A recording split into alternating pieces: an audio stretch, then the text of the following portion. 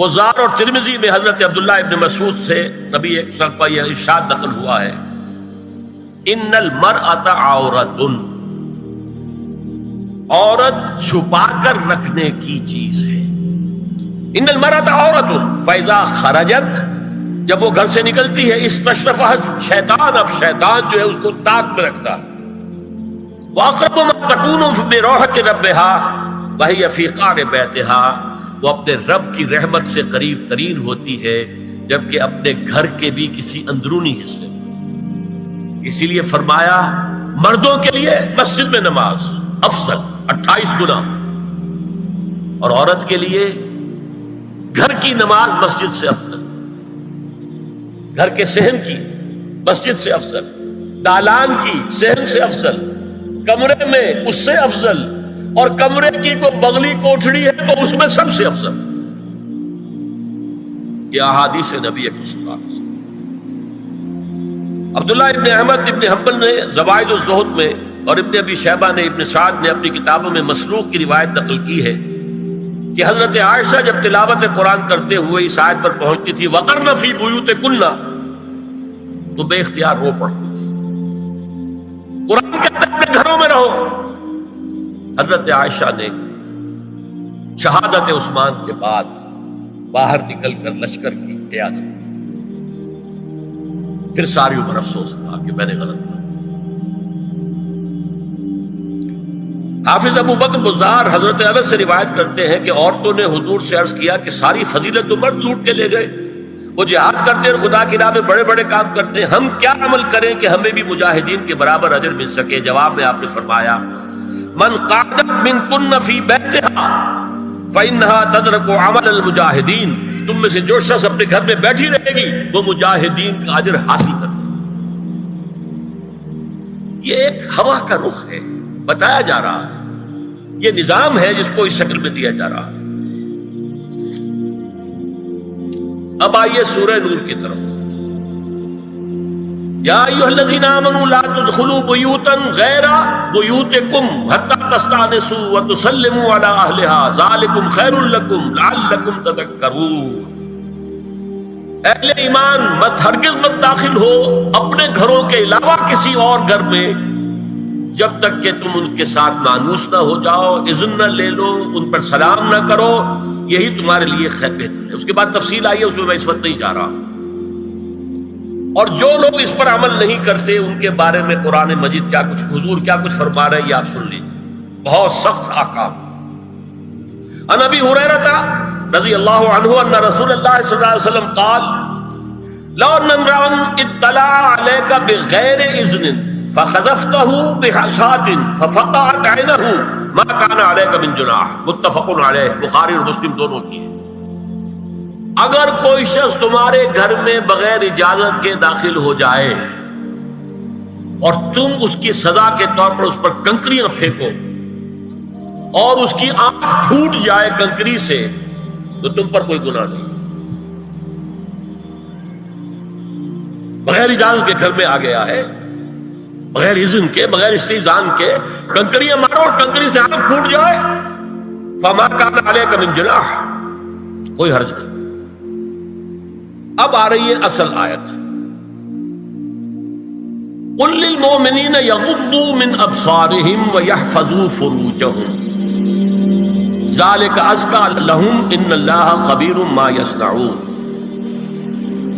وقل للمؤمنات یغضضن من ابصارہن ویحفظن فروجہن ولا یبدین زینتہن الا ما ظہر منها وَلْيَضْرِبْنَ بِخُمُرِهِنَّ عَلَى جُيُوبِهِنَّ وَلَا يُبْدِينَ زِينَتَهُنَّ إِلَّا لِبُعُولَتِهِنَّ أَوْ آبَائِهِنَّ أَوْ آبَاءِ بُعُولَتِهِنَّ أَوْ أَبْنَائِهِنَّ أَوْ أَبْنَاءِ بُعُولَتِهِنَّ أَوْ إِخْوَانِهِنَّ أَوْ بَنِي إِخْوَانِهِنَّ أَوْ بَنِي أَخَوَاتِهِنَّ أَوْ نِسَائِهِنَّ أَوْ مَا مَلَكَتْ أَيْمَانُهُنَّ أَوِ التَّابِعِينَ غَيْرِ أُولِي الْإِرْبَةِ مِنَ الرِّجَالِ أَوِ الطَّفْلِ الَّذِينَ لَا يَظْهَرُوا عَلَى عَوْرَاتِ النِّسَاءِ وَلَا يَضْرِبْنَ بِأَرْجُلِهِنَّ لِيُعْلَمَ مَا يُخْفِينَ مِنْ زِينَتِهِنَّ وَتُوبُوا إِلَى اللَّهِ جَمِيعًا أَيُّهَا الْمُؤْمِنُونَ لَعَلَّكُمْ تُفْلِحُونَ۔ یہ لمبی آیت ہے۔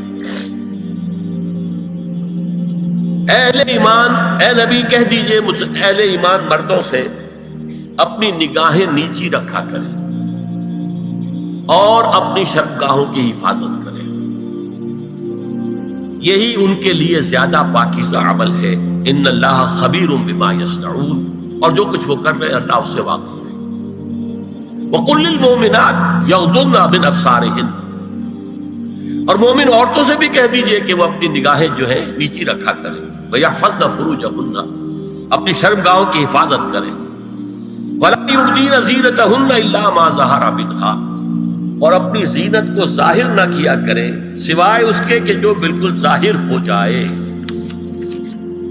قُلْ لِلْمُؤْمِنِينَ يَغُضُّوا مِنْ أَبْصَارِهِمْ وَيَحْفَظُوا فُرُوجَهُمْ ذَلِكَ أَزْكَىٰ لَهُمْ إِنَّ اللَّهَ خَبِيرٌ بِمَا يَصْنَعُونَ۔ نوٹ کر لیجئے کہ یہ کہاں ہو رہا ہے؟ گھر میں داخلے کے بعد۔ گھر میں داخلہ اجازت سے، اور داخلہ ہوگا صرف محرموں کا۔ گھر کے اندر جو ہے وہ نامحرم تو نہیں آئے گا، یہ میں آگے بیان کر رہا ہوں۔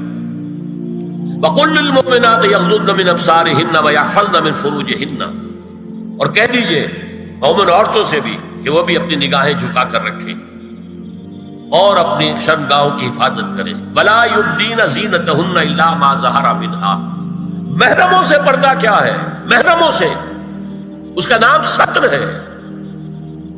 عورت کا پورا جسم ستر ہے سوائے چہرے کی ٹکیا اور یہ ہاتھ اور یہ پاؤں، بس۔ کیا مطلب ہے؟ بھائی بھی نہیں دیکھ سکتا بہن کے جسم کا کوئی اور حصہ، باپ بھی نہیں دیکھ سکتا بیٹی کے جسم کا کوئی حصہ۔ یہ ستر ہے، ستر محرموں سے پردہ ہے۔ وَلْيَضْرِبْنَ بِخُمُرِهِنَّ عَلَىٰ جُيُوبِهِنَّ، یہ بھی گھر کے اندر کی بات ہو رہی ہے،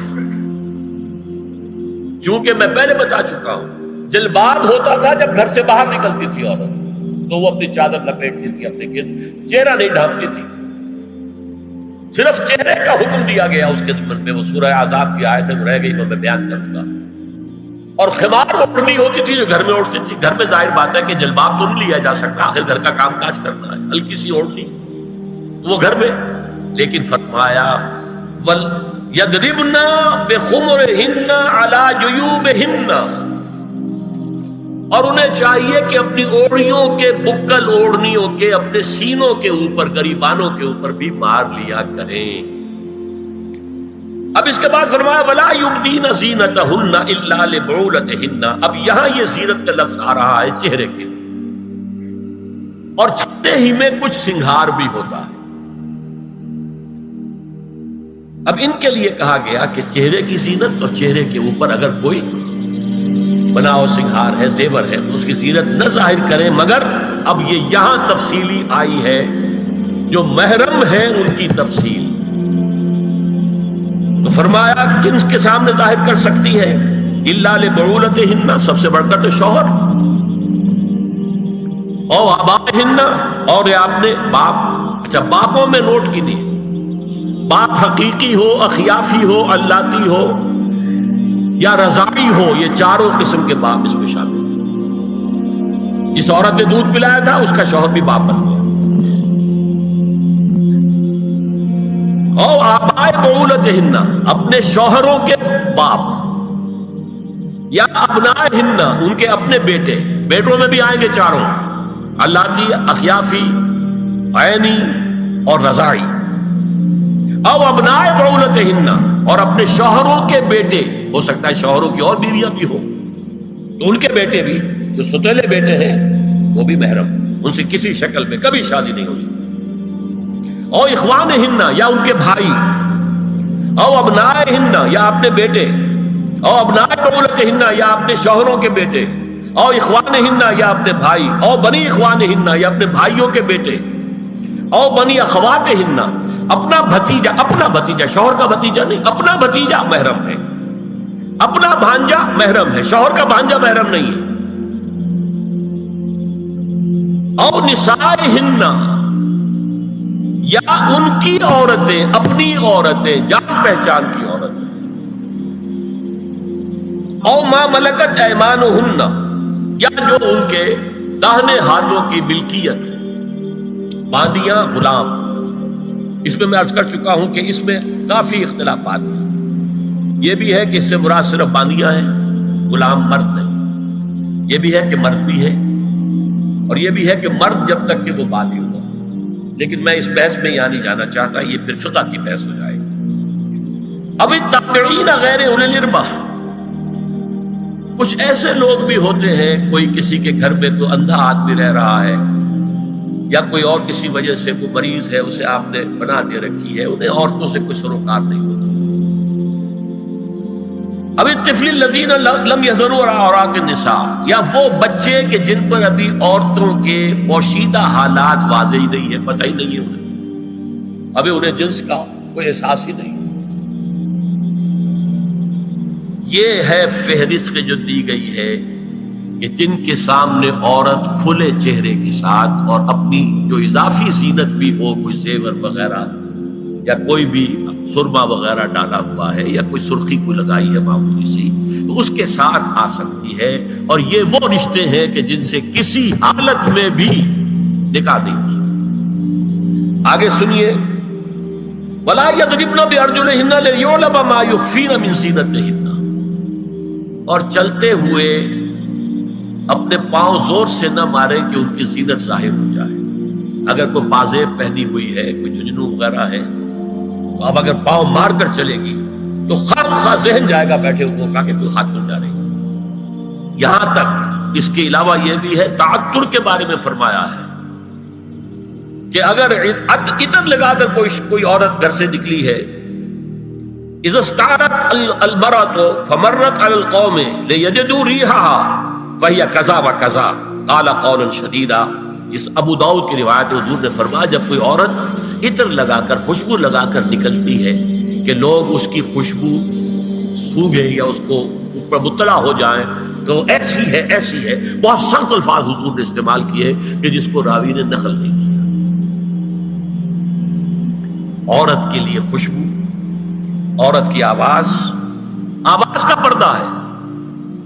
اب دیکھیے کس حد تک نماز میں اس وقت عورتیں بھی شریک ہوتی تھی، اگرچہ حضور نے فرمایا مردوں کی صف بہترین سب سے آگے والی ہے اور سب سے بری صف سب سے پیچھے ہے، کیونکہ اس کے پیچھے پھر عورتوں کی صف ہوتی تھی. اور عورتوں کے لیے سب سے اچھی صف سب سے پچھلی والی ہے اور سب سے بری سب سے آگے والی ہے. سب سے آگے والوں کے سامنے پھر مرد ہوتے تھے، ان کی پشت ہوتی تھی. تو اسی طریقے سے اگر غلطی کی ہے تو مرد جو ہے کہے گا سبحان اللہ، امام سے غلطی ہو گئی ہے، مرد کیا کہے گا؟ سبحان اللہ. عورت کیا کرے گی؟ اپنے ایک ہاتھ کے پشت پر اپنا ہاتھ مارے گی، اپنی آواز نہیں نکالنی. آواز کا پردہ،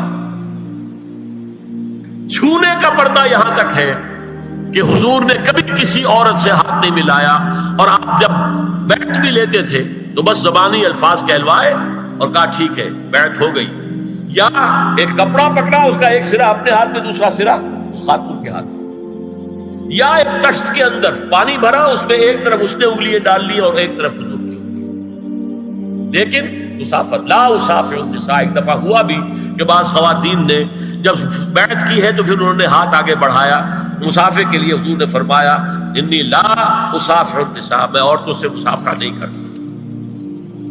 یا ایھا النبی قل لازواجک وبناتک ونساء المؤمنین یدنین علیہن من جلابیبہن ذلک ادنی ان یعرفن فلا یؤذین وکان اللہ غفورا رحیما.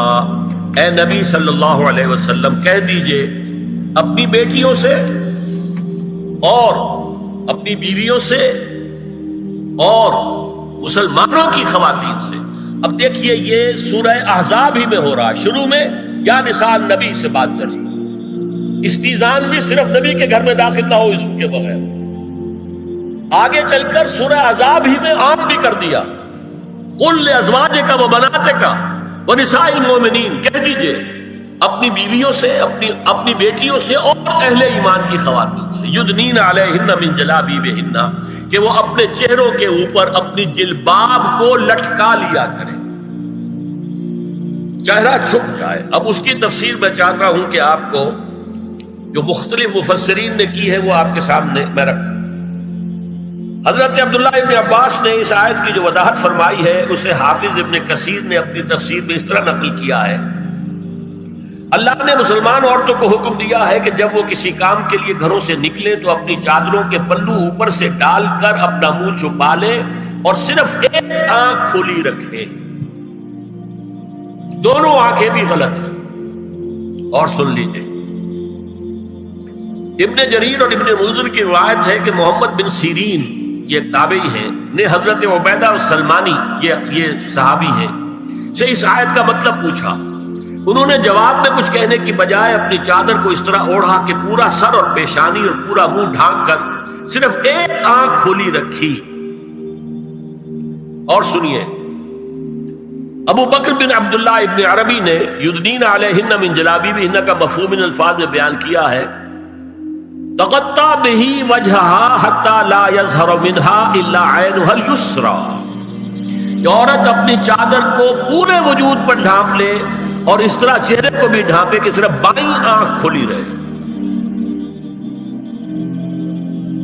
علامہ حمید الدین فراہی کو نظم قرآن کے فہم میں خصوصی مقام حاصل تھا. انہوں نے حجاب کے بارے میں اپنے ایک مکتوب میں ہاتھ اور چہرہ کھلا رکھنے کو جائز قرار دینے کے موقف کے بارے میں لکھا ہے کہ میری رائے میں نظم قرآن پر توجہ نہ کرنے سے یہ غلط فہمی پیدا ہوئی ہے. وہی بات کہ سورہ احزاب میں گھر سے باہر کا پردہ ہے اور سورہ نور میں گھر کے اندر کا پردہ ہے. بہرحال الحق احق بان یتبع، حق جو ہے وہ اس کا زیادہ حقدار ہے کہ اس کی پیروی کی جائے. میں اس مسئلے پر مطمئن ہوں اور میرے نزدیک اجنبی سے پورا پردہ کرنا واجب ہے اور قرآن نے یہی حجاب واجب کیا ہے جو شرفاء میں مروج ہے بلکہ اس سے بھی قدر زائد ہے. مولانا فراہی کا یہ مکتوب ماہنامہ حیات نو بلیریا گنج انڈیا کے اکتوبر سن 92 کے شمارے میں شائع ہوا. یہ ہے علماء کی رائے. حضرت ام سلمہ اور حضرت میمونہ نبی صلی اللہ علیہ وسلم کے پاس بیٹھی تھی. اتنے میں حضرت ابن ام مکتوم آ گئے.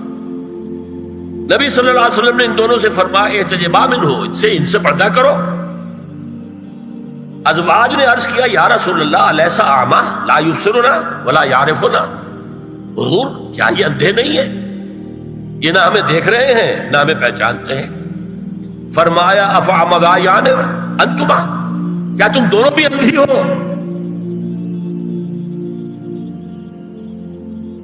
اللہ تم سرانے ہی، کیا تم نہیں دیکھ رہی ان کو؟ حضرت ام سلمہ تصریح کرتی ہیں ذالک بعد ان امر بالحجاب، یہ جب حجاب کا حکم آ گیا تھا تب حضور نے پھر یہ حکم دیا. اس کی وجہ کیا تھی؟ حضرت عبداللہ ابن مکتوم کا گھر میں آنا جانا تھا. تو اگرچہ اندھے ہیں لیکن یہ کہ یہ بار بار کا آنا جانا اس سے فتنے کا ایک دروازہ کھل سکتا ہے. اس دروازے کو بند کر دیا گیا. حضرت عائشہ کے پاس ایک نابینا آیا تو انہوں نے اس سے پردہ کیا. کہا گیا کہ آپ اس سے پردہ کیوں کرتی ہیں، یہ تو آپ کو نہیں دیکھ سکتا.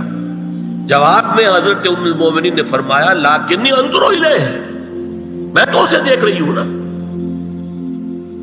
اور مرد کو دیکھے. البتہ یہ کہ عام حالات میں آپ بازار میں چل رہے ہیں، عورت جا رہی ہے، کوئی باہر نکلنا پڑا ہے، تو اس حالت میں اگر وہ مرد کو دیکھتی ہے تو اس میں در حقیقت وہ فتنہ نہیں ہے کہ جو گھر میں آنے جانے والے لوگ. اب ایک آخری مسئلہ ہے. 2 حدیثیں ایسی ہیں جو میری گفتگو کے خلاف جاتی ہیں اور میں دیانت کا تقاضا سمجھتا ہوں کہ وہ بھی آپ کے سامنے بیان کروں. حضور کے بارے میں یہ معلوم ہے کہ 2 خواتین جو ویسے نامحرم تھیں وہ ان کے سامنے آتی رہیں اور آپ ان سے ملتے رہے. ایک آپ کی سالی حضرت اسماء حضرت عائشہ کی بہن رضی اللہ تعالی عنہ، اور ایک آپ کی چچا زاد بہن حضرت علی کی بڑی ہمشیرہ حضرت ام ہانی. یہ میں حدیث آپ کو سنا رہا ہوں. بکثرت احادیث سے ثابت ہے کہ حضرت اسماء بنت ابی بکر آپ کے سامنے ہوتی تھی اور آخر وقت تک آپ کے اور ان کے درمیان چہرے اور ہاتھوں کی حد تک کوئی پردہ نہ تھا. حجۃ الوداع نبی صلی اللہ علیہ وسلم کی وفات سے صرف چند مہینے پہلے کا واقعہ ہے اور اس وقت تک بھی یہی حالت قائم رہی. یہ ابو داؤد کتاب الحج. دوسری روایت حضرت ام ہانی رضی اللہ تعالی عنہا جو ابو طالب کی صاحبزادی اور نبی صلی اللہ علیہ وسلم کی چچاداد بہن تھی، آخری وقت تک حضور کے سامنے ہوتی رہیں اور کم از کم منہ اور چہرے کا پردہ انہوں نے آپ سے کبھی نہیں کیا. فتح مکہ کے موقع کا ایک واقعہ وہ خود بیان کرتی ہیں جس سے اس کا ثبوت ملتا ہے. یہ ابو داؤد کی روایت ہے. یہ روایتیں ہیں، میں انہیں تسلیم کرتا ہوں. اور میں نے اب جو کچھ بیان کیا ہے اس سے یہ ایک بالکل برعکس بات سامنے لا رہی ہے۔ اب یہ ہے کہ یا تو ہم ان دو حدیثوں کو اصل مان کر باقی ساری حدیثیں جو ہیں ان کو ختم کر، میں تو آپ کو سنا نہیں سکا، میرے پاس تو بہت زیادہ حدیثوں کا مواد تھا۔ چہرے کے پردے کے لیے حدیثیں جو ہیں، استیزان کے لیے کتنی حدیثیں ہیں، چہرے کے پردے کے بارے میں بہت زیادہ حدیثیں ہیں۔ حضرت ام خلاد ایک خاتون تھی، ان کا بیٹا ایک غزوے میں شہید ہو گئے، وہ اس کے بارے میں کچھ پوچھنے کے لیے حضور کے پاس آئی، صحابہ بیٹھے ہوئے تھے، انہوں نے نقاب ڈالا ہوا تھا، منتقبۃ، نقاب کا لفظ بھی حدیث میں موجود ہے۔ اور یہ لوگ کہتے ہیں نقاب تو جو ہے یہ بعد کی پیداوار ہے، یہ لفظ کوئی ہے ہی نہیں۔ حجاب کا لفظ قرآن میں ہے، جلباب کا لفظ قرآن میں ہے، خمار کا ذکر قرآن میں ہے، اور یہ منتقبۃ نقاب ڈالی۔ لوگوں نے کہا عجیب عورت ہے یہ، اس کا بچہ شہید ہو گیا ہے، مطلب یہ کہ سخت صدمے کی کیفیت، اور اس وقت بھی اس نے نقاب ڈالی ہوئی ہے۔ تو انہوں نے جواب دیا ان ارزو ابنی لا ارزو حیائی، میں نے بیٹا کھویا ہے، اپنی حیا نہیں کھوئی ہے۔